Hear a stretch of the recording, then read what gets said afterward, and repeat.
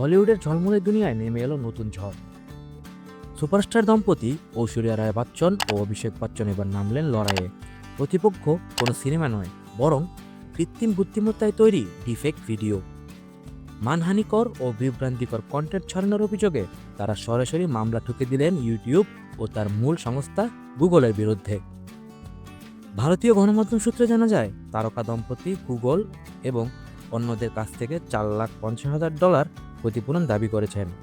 একই সঙ্গে এ ধরনের ডিফেক্ট ভিডিও শেয়ার করার উপরও স্থায়ী নিষেধাজ্ঞা চেয়ে আদালতের দ্বারস্থ হয়েছেন এই তারকা দম্পতি।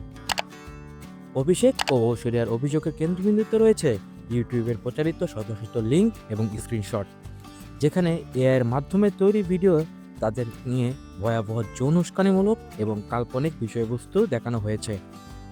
আদালতে দেওয়া পিটিশনে তারা উল্লেখ করেছেন, ইউটিউবে এমন একাধিক ভিডিও পাওয়া যায় যেখানে তাদের ছবি ও কণ্ঠস্বর ব্যবহার করে ভুয়া, বিভ্রান্তিকর এবং মানহানিকর উপায়ে চিত্রিত হয়েছে। এ বিষয়ে আবেদনকারী তারকা দম্পতি যুক্তি দেন, এ ধরনের ভিডিও কেবল তাদের সুনামকেই আঘাত করছে না, বরং এটি তাদের গোপনীয়তার মৌলিক অধিকারকেও মারাত্মক লঙ্ঘন করছে। ডেস্ক রিপোর্ট, বিনোদন ডেস্ক, খবরের দেশ।